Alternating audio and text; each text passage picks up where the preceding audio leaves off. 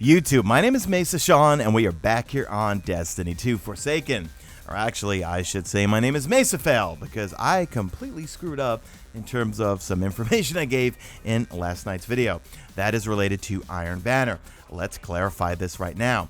We're going to talk about the Iron Banner static roles that Saladin will be bringing. I have all the perks from the database, which we will go over. He's got some pretty good stuff he will be selling, but then also all of the Iron Banner weapons can drop from rewards, packages, post-game with random rolls. However, when we go through these perks, I think you're going to want to grind out and buy some of these weapons from Saladin. Before we get into the video, let's discuss this. Bungie just tweeted this out. We are aware of reports that Sleeper Simulant feels too strong in Gambit. The Sandbox team is looking at potential changes to address this. Our goal is to retain the strength of the weapon, but tune it so it doesn't feel to be the only viable power weapon in Gambit. Stay tuned. Then game design lead Josh Hamrick chimed in. He said Sandbox has been operating with the goal of not employing nerfs when there are other methods of tweaking the game so that there isn't just one correct choice. That said, nerfs will still be needed from time to time. We promise to be judicious when and where we choose to employ them. So reading into that, I think they are going to nerf Sleeper Simulant. Now let me share my opinion on this whole thing and thought process behind it. And please, I want to hear from you in the comment section, but let's keep it civil. Let's get a good debate and good discussion going. For me, Gambit solo has been a nightmare. I cannot win one freaking game. And of course, people in the comment section, hey, chime in. If you're solo and you have a strategy, how do you get your blueberries to help you out? So I normally run Graviton Lance, and yes, I'm a scrub. I have terrible aim. Everyone knows that. Bad aim's McGillicuddy, and I use it in PvP.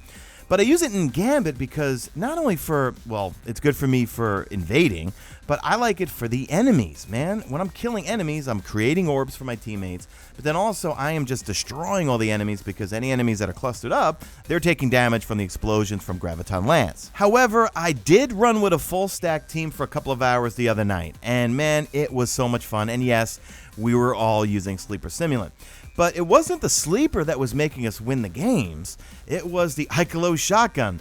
I don't know if you guys know this, but one critical thing if you're a Warlock main and you're running the Well of Radiance, when you take out the lieutenants, wait for the first invader to come in, take him out or get killed or whatever, once he goes out, when you get to the Primeval, that Warlock with the Well of Radiance, right when you get at his feet, as soon as he starts like midway of the actual stomp animation, plop the Well of Radiance down. You won't, well, if you time it right, you won't get sent flying. And then when you're standing there with two Icalo shotguns, we were wasting him in a few, well, I'd probably say about 20 seconds. If we had 3 or 4 Icalo shotguns, he would have been dead in 10 seconds. So my thought process is, okay, I don't really want them to nerf Sleeper Simulant. I don't really think they should lock it out because it's very effective for doing damage on the Primeval if you don't have the Icalos, if you don't have a Well of Radiance. If you're far away, Sleeper's great for not only the Primeval, but also for yellow bars. But if it's going to be that much of a problem and the entire community wants it gone, you know what? Just lock it out of Gambit. Hey, we know they can do that, right? What did they do with the Rat King? They locked it out. You couldn't use Rat King for a bit. But I don't really have an answer. I don't want to see nerfs. I don't like nerfs. I feel like the Sleeper Simulant has some great uses in Gambit aside from invading, but I don't want to see it nerfed. I don't know. I'm babbling here. Let's get into the Iron Banner stuff here.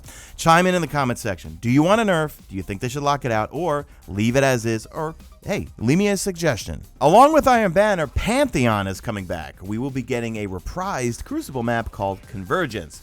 And you clearly can see that is Pantheon. They are standing on where the heavy ammo would spawn, all the way on the bottom part of the map. So I'm looking forward to it. I enjoyed that map by the end of Destiny 1, and that is definitely a sniper map. So when Iron Banner kicks off at 1 p.m. Eastern, 10 a.m. Pacific Standard Time later, Saladin will bring static rolls, but they are some really good rolls. We're going to go into it.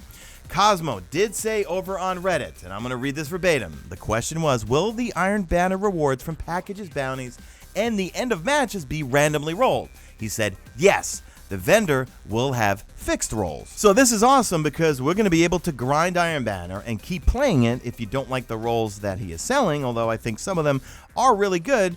but then also he will have 2 weekly bounties that will give powerful gear. When I do my weekly reset video at 1 p.m., tune in for that and I will go over all the bounties. Let's get into these weapons, folks. So here are the weapons and the perks that we can get from Saladin. First off, we have a pulse rifle called Claws of Wolf, and this thing has awesome perks. This one is a rapid fire frame pulse rifle, 540 rounds per minute, range of 41, stability of 45. But the perks, it's got extended barrel, I will take you, high caliber rounds, I like you, rampage, who does not like rampage, and then one of my favorite perks, outlaw. So you got outlaw, rampage, high caliber rounds, extended barrel. This is going to be great for PvE and PvP. I'm definitely going to be buying this one. Next up, I think you PvP SMG spammers are going to love this thing, Breath of the Dragon. So this one is a lightweight frame. You have 900 rounds per minute. This one has polygonal rifling or full bore. But you have high caliber rounds again, stagger people. You have outlaw and you have kill clip. Man, kill clip and outlaw and lightweight, this thing is going to be awesome in PvP. This rocket launcher is going to be awesome, Roar of the Bear.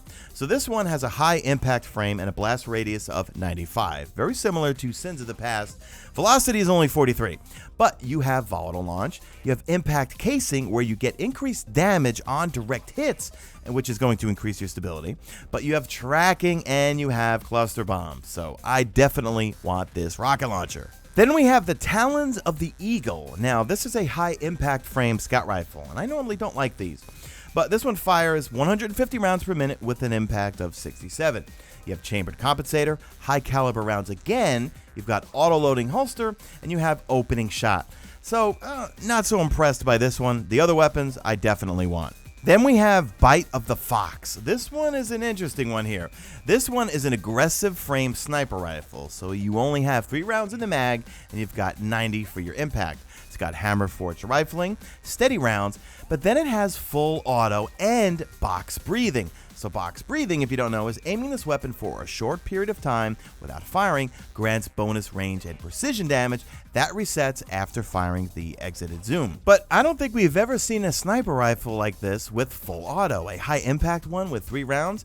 I could see it maybe being, well, box breathing is awesome, but maybe being useful when you have a really high, well, big crit spot and you just hold down the trigger and you're getting your shot over and over and over, but you're still gonna have to reload the thing. So interesting. I want to try this one out, I think. Lastly, we have a grenade launcher called Swarm of the Raven. Now, I don't know if the database is fully updated because the only thing it's showing for it is aggressive frame, so that's high damage, high recoil, and volatile launch, where it greatly increases your blast radius, slightly decreases handling speed, slightly decreases projectile speed. So I will keep you posted later on what he's selling when I do my weekly reset video at around 1:30 p.m. Eastern.